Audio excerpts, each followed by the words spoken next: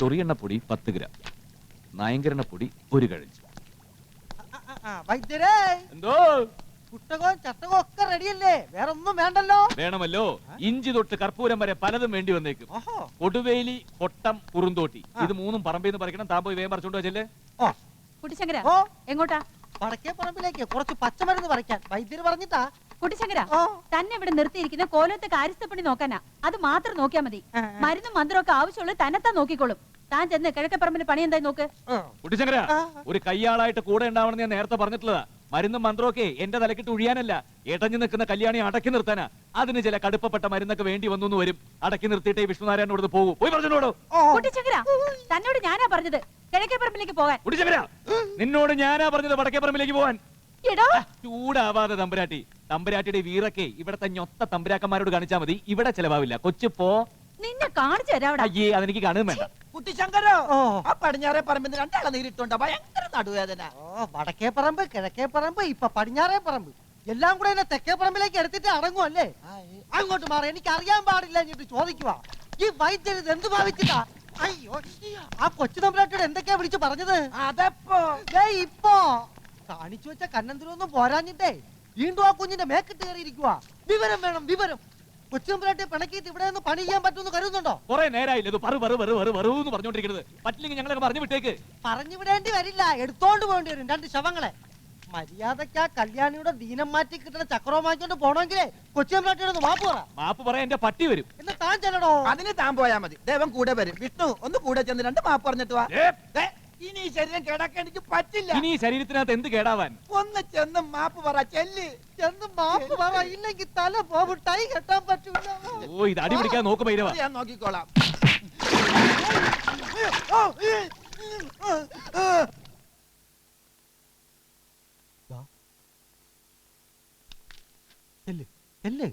എന്ന് കാര്യം പറ. വേണമെങ്കിൽ ഒന്ന് കാല് പിടിച്ചോ. കാല് പിടിക്കാൻ നിന്റെ കാര്യം പറഞ്ഞാ മതി. ചെല്ല്.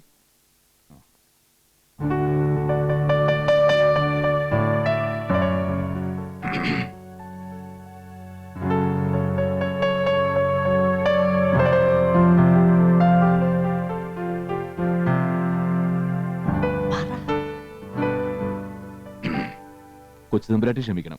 അപ്പോഴത്തെ ഒരു ശോഭത്തിന് ഞാൻ എന്തൊക്കെയോ പറഞ്ഞുപോയി. കോലോത്തൊരു കുട്ടിയോട് വെറും ഒരു ആനപ്പണിക്കാരനായ ഞാൻ അങ്ങനെയൊന്നും പറയാൻ പാടില്ലായിരുന്നു. അലോഹ്യൊന്നും തോന്നരുത്, എന്നോട് പൊറുക്കണം. കടന്നു പോടോ അവിടുന്ന്. ലോഹ്യം കൂടാൻ വന്നിരിക്കുന്നു. അതിന് തിരുമംഗലം കോലത്തെ തമ്പുരാട്ടിക്കുട്ടി ഒന്നുകൂടെ ജനിക്കണം. വിളിച്ചു കയറ്റിയപ്പോ കയറിപ്പോയത്രേ. സിംഹാസനത്തിൽ കയറി ഞെളിഞ്ഞിരുന്നപ്പോഴും അമൃതത്ത് കഴിച്ചപ്പോഴും താൻ അറിഞ്ഞില്ലേടോ അബദ്ധമായിന്ന്. കണ്ണി കണ്ട തെണ്ടികളെയൊക്കെ അറയ്ക്കകത്ത് എഴുന്നള്ളിച്ചിരുത്തി സൽക്കരിക്കുന്നതല്ല കോലത്തെ പാരമ്പര്യം. അവളുടെ ഒരു പാരമ്പര്യം. ഏത് തെണ്ടി കയറി വന്നാലും ഉടുത്തൊരുക്കിയത് എന്നെ കെട്ടിക്കോന്ന് പറഞ്ഞ് നിൽക്കുന്നതാണല്ലോ നിന്റെയൊക്കെ പാരമ്പര്യം. പോടി ഇവിടുന്ന്. അറയ്ക്കകത്ത് കയറി ഞെളിഞ്ഞിരിക്കാൻ തന്നെയാണ് വന്നത്. നിന്റെ കല്യാണം മുടങ്ങിയതിന്റെ അരിശമല്ലേ നീ തീർക്കുന്നത്? എങ്കിൽ കേട്ടോ, കല്യാണമേ നടക്കാതെ പല്ലും കൊഴിഞ്ഞു മൂത്ത് നരച്ച് വളഞ്ഞ് കുറുകി നീ ഇതിനകത്ത് കിടന്ന് പണ്ടോടങ്ങി പോട്ടെ. ഓടി പൂച്ചക്കണ്ടി ഇവിടുന്ന്. എന്നെ നാണം കെടുത്തിയപ്പോ സമാധാനമായില്ലടാ നിനക്ക്? നീ പറഞ്ഞിട്ടല്ലടാ പൂതനയോട് ഞാൻ മാപ്പ് പറയാൻ പോയത്. നീ എന്താ പറഞ്ഞത്? മനസ്സലിവുള്ള മറ്റൊരു മുഖം അവൾ കൊണ്ടുവന്നു. കണ്ടടാ, കണ്ടു. അവളുടെ യഥാർത്ഥ മുഖം ഞാനിപ്പോ കണ്ടു. അതിനിപ്പോ ഇവിടെ ഒന്നും സംഭവിച്ചില്ലല്ലോ. പെട്ടെന്നുള്ള ദേശത്ത് കൊച്ചുമ്പുരാട്ടി ഒന്ന് കയർത്തു, അത്രയല്ലേ ഉള്ളൂ. അതിപ്പോ നമ്മൾ കണ്ടില്ലാന്ന് വെച്ചാ പോരെ. ഏതായാലും മാപ്പ് പറയാൻ പറ്റില്ല. അതിന് വലിയ ഭാഗ്യം. അവളുടെ കരണക്കുറ്റിക്കിട്ട് പൊട്ടിക്കണമെന്ന് ഞാൻ കരുതിയതാ. എന്തായാലും ഇവിടുന്ന് പോകുന്നതിന് മുമ്പ് അത് വേണ്ടി വന്നേക്കും. വിഷ്ണു, കിട്ടിയടാ, കിട്ടി. താന്നി വേരും കാട്ടുതിപ്പല്ലിയും സമം ചേർത്ത് കടുക്ക വെള്ളത്തിൽ തേൻ ചേർത്ത് താന്നി വേരും കാട്ടുതിപ്പല്ലിയും എല്ലാ കാര്യങ്ങളും തമ്പുരാനോട് തുറന്നു പറഞ്ഞിട്ട് ഞാൻ ഇവിടെ ഇറങ്ങി പോകാൻ പോവാ. അതെടാ, പുറത്തുള്ള ആന കല്യാണിയൊക്കെ കുഴപ്പമാ, അകത്തുള്ള കാലി കല്യാണി. രണ്ടിന്റെ ഇടയിൽ കിടന്ന് നമ്മൾ നട്ടം തിരിയും. ഒന്ന് പതുക്കെ പറ. തമ്പുരാൻ കേട്ട തല പോവും. തമ്പുരാൻ കേട്ട കൊല തല പോവാൻ പോകുന്ന നിന്റെയാ. എങ്കിൽ ഞാൻ ഇനി ഒരു സത്യം തുറന്നു പറയാൻ പോവാ. ഞങ്ങളുടെ ആനവൈദ്യന്മാരെയല്ല. അതെടാ, ഞാൻ ആനവൈദ്യൻ വേലായുധനാശാന്റെ മകനുമല്ല. എനിക്ക് ആനപ്പണി അറിയൂല. ഇതെല്ലാം ഞാനും ഇവരും കൂടി കളിച്ചൊരു നാടകമായിരുന്നു.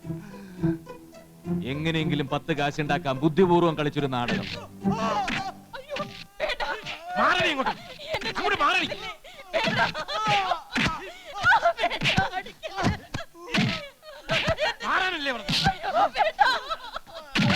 കോലോത്ത തമ്പുരാക്കന്മാരെ കൊരങ്ങ് കളിപ്പിച്ചിട്ട് രക്ഷപ്പെടാമെന്ന് കരുതിയോടാ.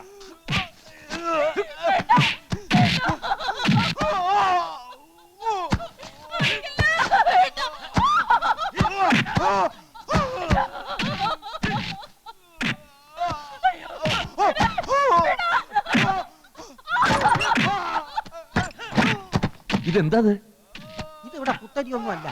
തമ്പുരാക്കന്മാരോട് നെറികേട് കാണിക്കുന്ന ആരായാലും ഇതാ ശിക്ഷ. അതിപ്പോ പണിക്കാരനായാലും ശരി, ആനക്കാരനായാലും ശരി. കാര്യസ്ഥനായാലോ?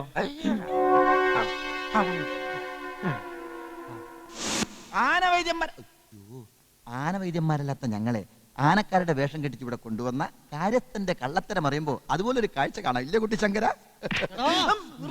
വിട് കുട്ടിശങ്കര. അങ്ങനെ ഉണ്ടായാലുള്ള കാര്യമല്ലേ പറഞ്ഞത്? അപ്പൊ അങ്ങനെ ഉണ്ടാകാതെ നോക്കേണ്ടത് കുട്ടിശങ്കരന്റെ കടമയല്ലേ? അതിനുള്ള ഏക മാർഗം ഞങ്ങളെ ഇവിടെ നിന്ന് രക്ഷപ്പെടുത്തി തരിക എന്നുള്ളതാ. എന്താ? പരമദ്രോഹികളെ, എന്നോട് ഈ ചതി വേണ്ടായിരുന്നു. 2 കുട്ടികളും ഒരു കെട്ടിയോളും ഉള്ളവനാ ഞാൻ. പറക്കമുറ്റാത്ത പിഞ്ചു കൊച്ചുങ്ങൾക്ക് തന്തയില്ലാതെ ആക്കിട്ടാ നീക്ക് അടങ്ങൂല്ലേ? ആ തന്ത ഒരു 100 വർഷമെങ്കിലും ജീവിച്ചിരിക്കാൻ വേണ്ടിയിട്ടാണ് പന്ന ഇരപ്പാളി. ഞങ്ങൾ ആനവൈദ്യന്മാരെല്ലാം അറിഞ്ഞ ആ നിമിഷം തമ്പുരാക്കന്മാർ നിന്നെ കൊല്ലും. ഞങ്ങൾക്ക് രക്ഷപ്പെടാനുള്ള വഴി പറഞ്ഞു തന്നില്ലെങ്കിൽ ആ നിമിഷം നിന്നെ ഞങ്ങൾ കൊല്ലും. പറയണം. സംസാരിക്കുന്നുണ്ട്. എങ്ങനെ രക്ഷപ്പെടുത്തും? അങ്ങോട്ട് പോയ പണിക്കാര്, ഇങ്ങോട്ട് പോയ കുശിനിക്കാര്, നേരെ പോയ തമ്പുരാക്കന്മാര്, ഇതിലേ പോയ വാതിലും ഇല്ല. പിന്നെ എങ്ങനെ? കിട്ടിപ്പോയി. ഒരു വഴിയുണ്ട്. പക്ഷെ ജീവൻ പണയം വെച്ച് വേണം മുമ്പോട്ട് നീങ്ങാൻ.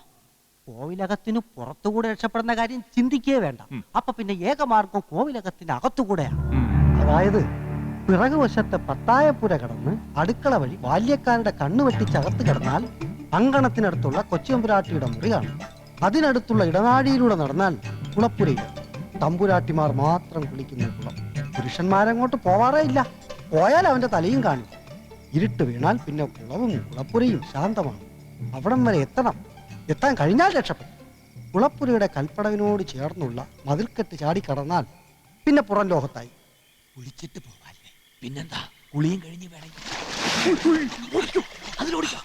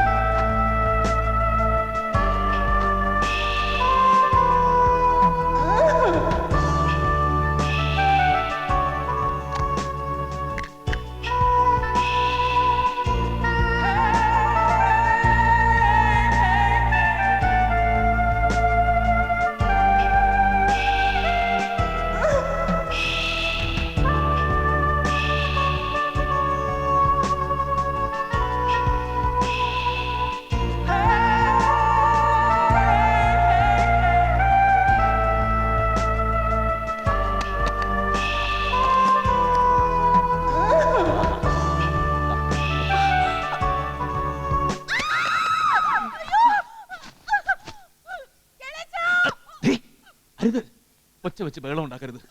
അറിഞ്ഞുകൊണ്ട് കയറിയതല്ല, അറിയാതെ ഇതിനകത്ത് പെട്ടുപോയതാ. വേണ്ടെന്നല്ലേ പറഞ്ഞത്? വെറുതെ കുഴപ്പമുണ്ടാക്കണ്ട. ഞാൻ പറയുന്നത് കേട്ടില്ലെങ്കിൽ നഷ്ടപ്പെടുന്നത് നിനക്കായിരിക്കും.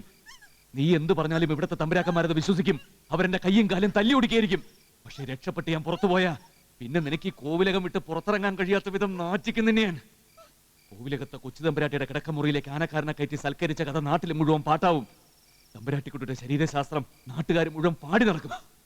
പിന്നെ ഞാനെന്ന് പറഞ്ഞ പോലെ പള്ളിക്കെട്ട് നടക്കാതെ മൂത്ത് നരച്ചതിനകത്ത് ഇരിക്കേണ്ടി വരും നിനക്ക്. ഇപ്പൊ നിനക്ക് മനസ്സിലായില്ലേ? തമ്പുരാട്ടിയല്ല, ഏത് മഹാറാണിയായാലും അടക്കി നിർത്താൻ ഒരു പുരുഷന് ഇത്രയൊക്കെ മതിയെന്ന്. വേണമെങ്കിൽ ഒന്നുകൂടെ പറയാം, ഞാൻ ആനക്കാരനുമല്ല, ഒരു പുല്ലുമല്ലടി. ആനക്കാരന്റെ വേഷം കെട്ടി വന്നതാ. അതാ കാര്യസ്ഥം കുട്ടിശങ്കരനും അറിയാം. ഇന്ന് രാത്രി ഞങ്ങൾ ഇവിടുന്ന് രക്ഷപ്പെട്ട് പുറത്തു പോവാ. ഞാൻ കോവിലകം വിട്ട് പോകുന്നത് വരെ ഈ വിവരം പുറത്താരെങ്കിലും അറിഞ്ഞ നിന്റെ ശരീരശാസ്ത്രം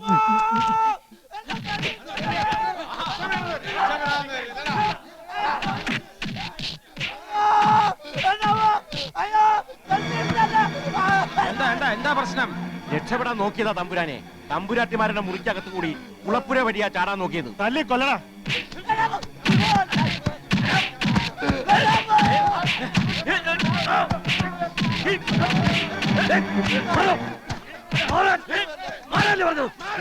തൊട്ടുപോരുത്.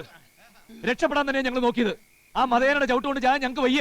പിന്നെന്തിനാ ആനവൈദ്യരെന്ന് പറഞ്ഞോട്ടൊന്ന് കയറിയത്? അതിന് ഞങ്ങൾ ആനവൈദ്യരല്ലല്ലോ. ഞങ്ങൾക്ക് ആനപ്പണി അറിയില്ല. കള്ളം, പച്ചക്കള്ളം. ഇവൻ ആനവൈദ്യൻ തന്നെയാ. ആനവൈദ്യൻ വേലാതിന്റെ മകനാ ഇവൻ. അല്ല, എനിക്ക് അങ്ങനെ ഒരു വൈദ്യരെ അറിയില്ല, ഞാൻ അങ്ങേരുടെ മകനുമല്ല. നോണ, ഇത് വിശ്വസിക്കരുത്.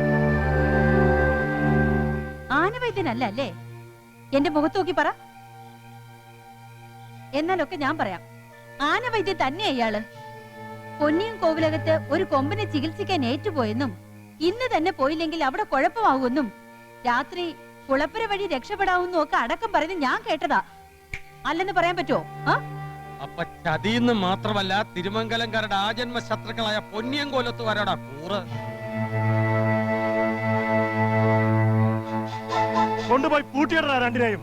ഇനി കല്യാണിയുടെ തീരം ഭേദമായാലും ഇവന്മാർ ഇവിടുന്ന് പോകുന്നില്ല.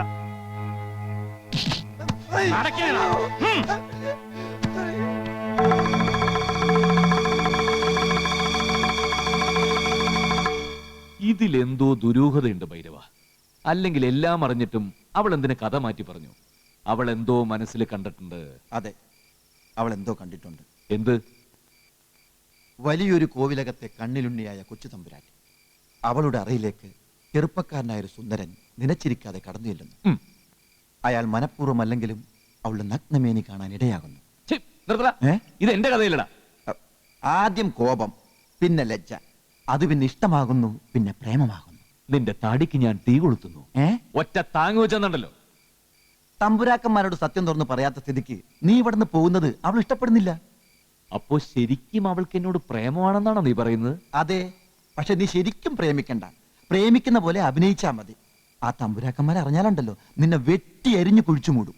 അയ്യടാ, അല്ലെങ്കിൽ പ്രേമിക്കാൻ പറ്റിയ സാധനം. പറയുന്ന കേൾക്ക്.